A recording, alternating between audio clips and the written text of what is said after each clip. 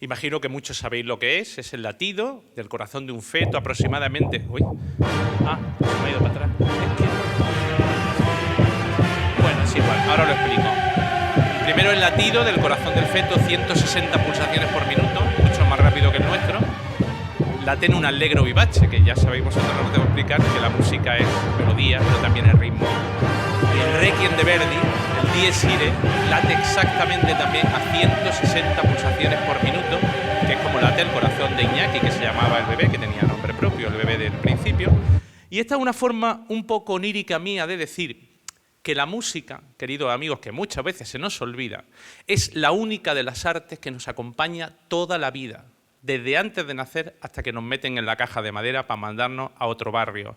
El resto de las artes, de la pintura, la literatura, el cine, van llegando con la vida, pero la música empezamos a fabricarla nosotros, con nuestros corazones, desde la sexta o séptima semana en la que ya somos. Y ahora sí.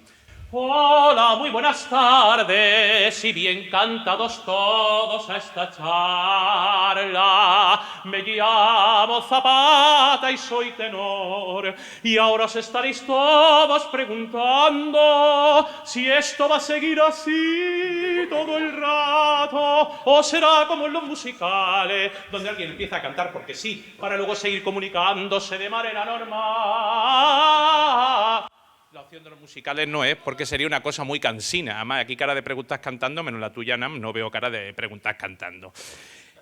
¿Cómo llega una persona como yo a dedicar la vida al canto, a la música? Os voy a explicar un poco mi historia, porque yo provengo de una familia muy humilde, de un barrio muy humilde de esa ciudad de ahí, que se llama Granada, donde no había absolutamente ninguna tradición de música clásica, ni en mi familia ni en alrededores. La música que escuchaban mis padres era Armando Manzanero, Lucho Gatica, José Luis Perales, que es muy bonito, Julio Iglesias, toda esta música.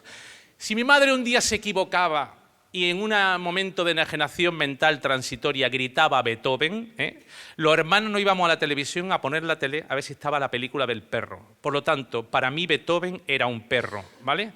¿Cómo llega alguien así a dedicar la vida, como decía, al canto lírico? Gracias a una amiga que durante mi segundo COU, porque a mí COU me gustó un montón y lo quise hacer 2 veces, casi lo hago 3, se mascó la tragedia, me llevó. Un día me estaba escuchando tocar con la guitarra. Oye, Zapata, tienes buena voz. ¿Por qué no vienes a probar a mi coro? Digo, ¿un coro? Digo, a ver, no soy idiota. Sí, un coro, gente que canta junta. Pero no me había interesado nunca, no me interesaba para nada. Y fui esa misma tarde, porque ella era muy guapa, fui a ese ensayo de ese coro de Granada.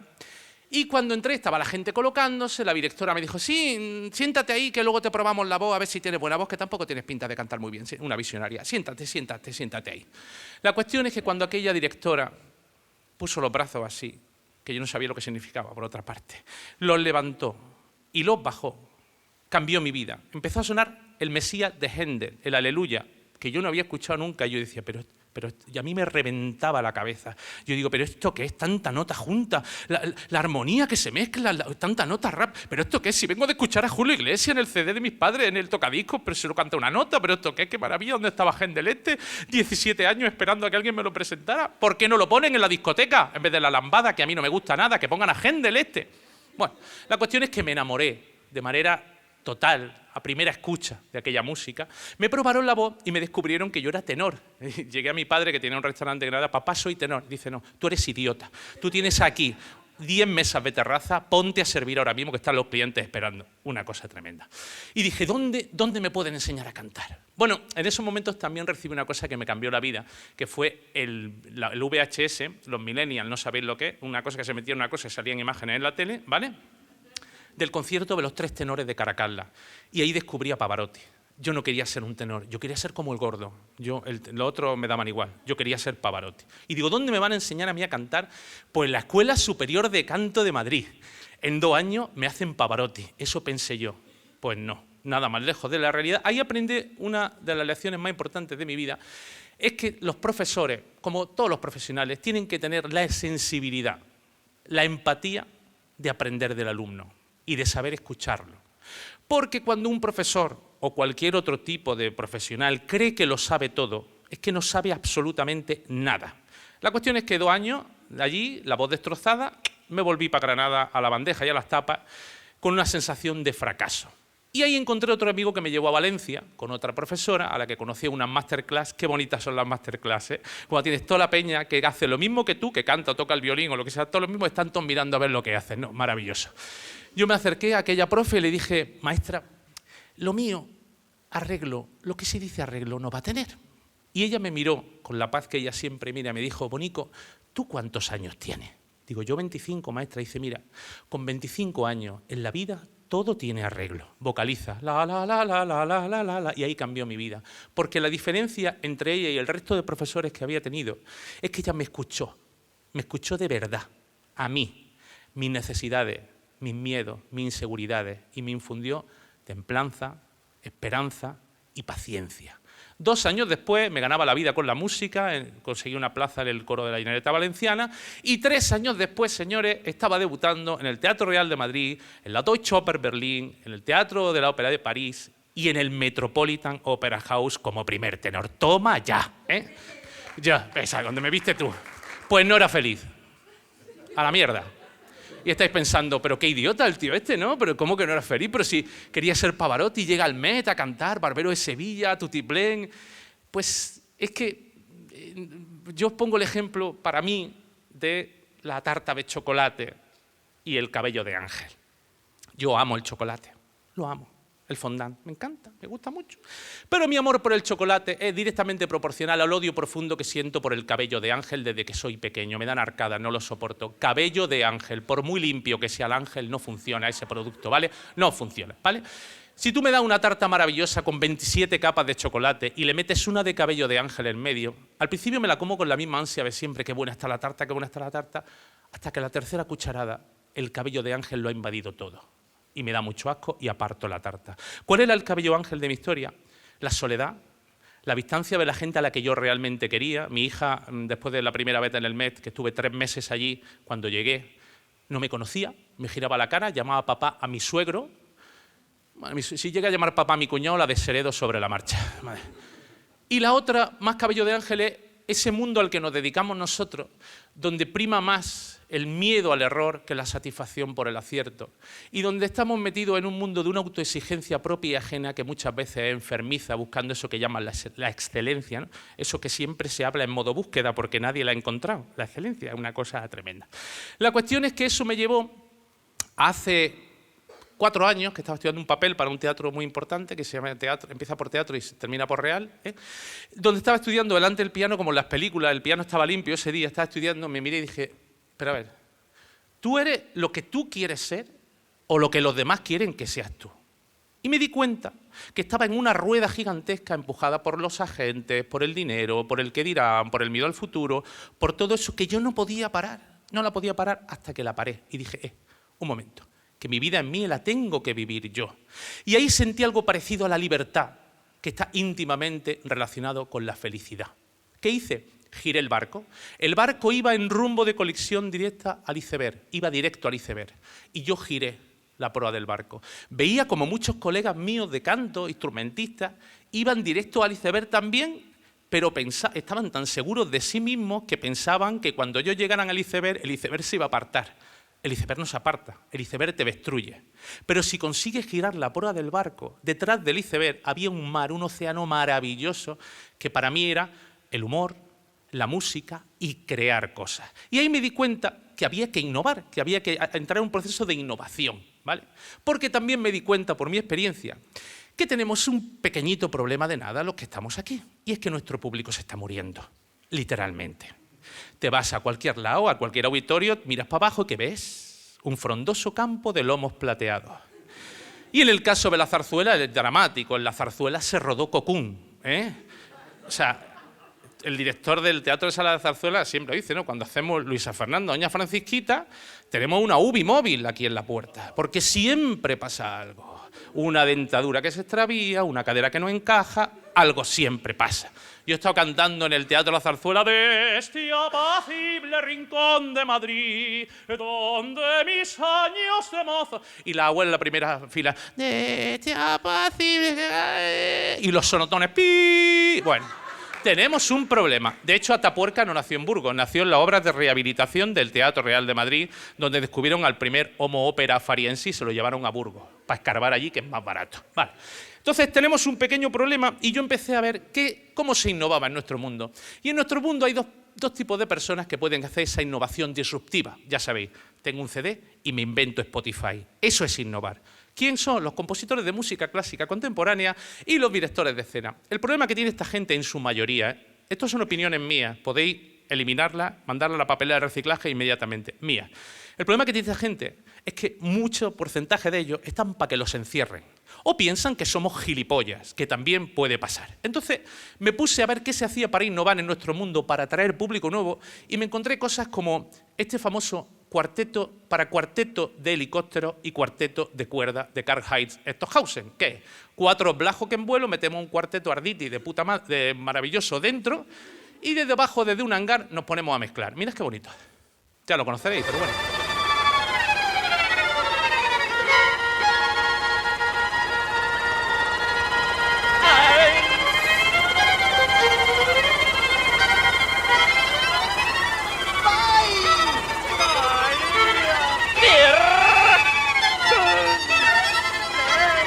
Bueno, no están gritando de miedo, están cantando. 4 artistas que se perdió el flamenco, ¿vale? Y otro ejemplo, por ejemplo, del recientemente fallecido Pierre Henry, que murió hace poco, tanta paz lleve como paz deja el hombre, variaciones para una puerta y un suspiro. Sobre esto hizo un ballet Maurice Bellard que se estrenó en la Monnaie de Bruselas en el año 65, que no se habría tomado Maurice, mirad.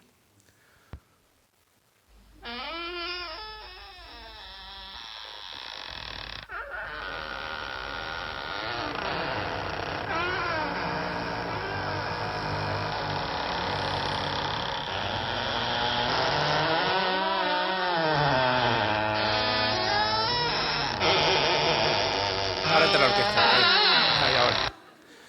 25 minutos así, ¿vale? ¿Veis lo arbitrario del tiempo? 25 minutos con una caña puede ser ya y 25 con esto puede ser tremendo. Ahí me di cuenta que la diferencia entre estos tipos de compositores y los Verdi, Puccini, Bach, Rossini, etcétera, etcétera, es que a ellos les importaba gustar. Ellos querían gustarle a la gente, a cuanta más mejor. Llegaba Verdi, no le funcionaba la ópera, la reformaba hasta que le gustaba la peña, que es para lo que se hace la música, para que le guste a la gente. Bueno, la cuestión es que los otros que pueden innovar son los directores de escena contemporáneos, porque son los que mandan en la ópera en estos momentos. Y ellos lo que hacen para innovar es coger el Barbero de Sevilla, por ejemplo, y lo desestructuran, como los cocineros con las tortillas de patatas flotadoras, ¿vale? ¿En qué consiste esto? En juntarse con su escenógrafo, que lo ponen aquí al lado, ven el libreto del barbero y dicen: lo que pone aquí Rossini no es lo que quería decir. Porque ellos hacen Ouija con Rossini por las noches. Y entran en el famoso proceso creativo, que desde mi punto de vista debe estar rodeado de sustancias incautables, porque si no, no se entiende que para uno de los grandes directores de escena contemporáneos, el conde de Almaviva, del Barbero de Sevilla, grande de España, sea esto. Sí. Soy yo. 53 representaciones de ese Barbero de Sevilla. Lo hicimos en Basilea, en Leipzig y en Düsseldorf. Claro, si lo hubiéramos hecho en Madrid estaríamos colgados por los pies en la Plaza Mayor, obviamente. La historia de ese barbero fue mi primer barbero. Cuando uno debuta barbero sueña con los pantalones de estos de montar, las camisas con chorreras, etcétera, etcétera, etcétera. Nada más lejos de la realidad. Esto era en Basilea, yo llegué una fría mañana de enero allí. Yo no hablaba alemán en aquella época, ahora tampoco, no lo hablo tampoco. Y llegué al teatro, vi una señora suiza rubia con bigote, por señas, donde se va aquí al ensayo, y me mandó a una sala de abajo porque me vio gordo y con perilla, dice: este es el tenor seguro. Y llegué a un sitio donde había mucha gente hablando alemán, yo no entendía nada, yo ya, que es lo único que sabía. Vale. La cuestión es que después de 2 horas de discurso del Barbero de Sevilla, nos daban los diseños de vestuario, y vi al fondo que mi amiga Rosina, la que hacía Rosina, decía: ¡ah, ya, wunderbar! Digo, esto tiene que ser bueno. Cuando llega a mí mi diseño de vestuario, veo algo parecido a esto. A ver, a esto que no va. Dale al ese que no sé que no va. Ahora. Vi algo, bien, no, para atrás. Eso, algo parecido a eso, ¿vale? Primera reacción, buscan la cámara oculta. Españoles por el mundo, tiene presupuesto y me están grabando un documental. Segunda opción, hay muchos teatros en Basilea, me he equivocado y están ensayando un musical de la abeja maya. Me han visto gordo y con perilla y dice: este es el Willy. Pues no, el Barbero de Sevilla yo me metí en el proceso creativo alemán, que los tenemos muy idealizados los alemanes, ¿eh? El proceso creativo era que nosotros currábamos y él cogía lo que le gustaba. Un crack. Bueno, pues sabéis que en El Barbero hay un momento, el conde Almaviva le canta a Rosina aquello de «Se il mio nome sapere voi bramate, e dal mio labbro il mio nome ascoltate». Bueno, pues no se me ocurre otra cosa, porque esto lo acompaña Fígaro con la guitarra. Un día coger la guitarra, yo que a la medio toco y empiezo «En un país multicolor».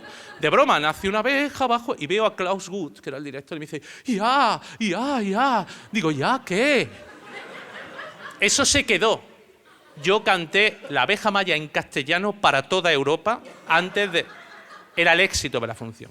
Por lo tanto, y resumiendo, señores directores de escena contemporáneos, sí, queremos acercar a la gente joven a la ópera, pero queremos alejarla de la droga al mismo tiempo, ¿vale? ¿Y qué he hecho yo? Cuando ya descubro que esa innovación va en el mal camino, ¿qué hago yo para innovar en el buen camino? O eso creo yo. Pues un día desayunando fuerte, que yo desayunaba antes muy fuerte, entre pata de cordero y pata de cordero, digo, ¿cómo innovo? ¿Qué es lo que más se parece a la música clásica y a la ópera? Digo, claro, el heavy metal, ¿sí?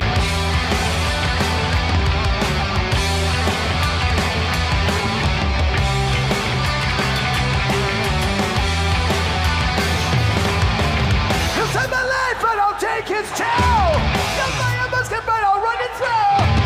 So when you're waiting for the next attack, you better stand, there's no turning back. 10 segundos de reflexión y dije, pues con 2 cojones, sí.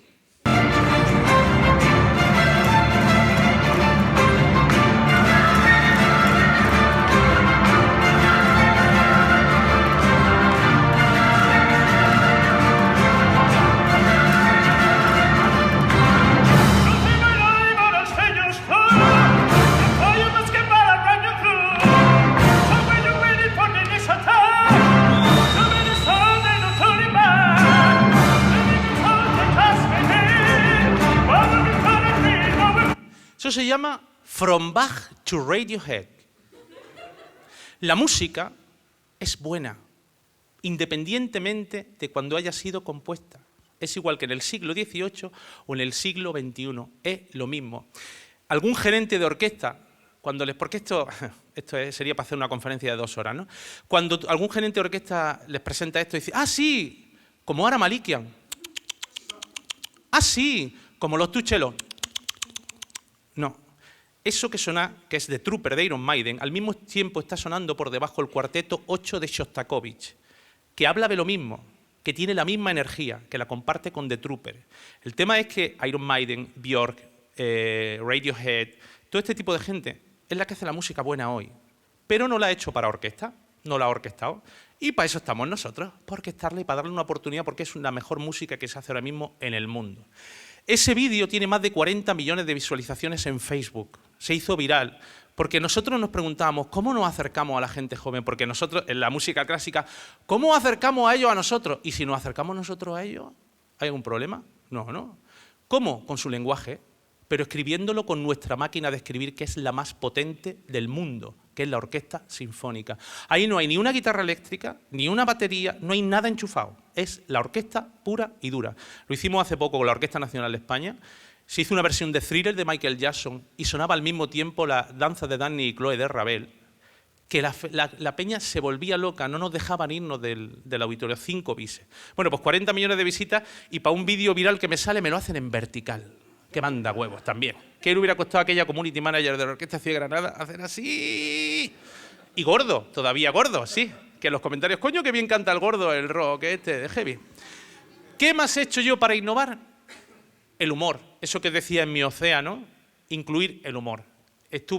Miré por internet, porque hago conferencias para empresas, y quería ver qué efecto produce el humor en el rendimiento empresarial.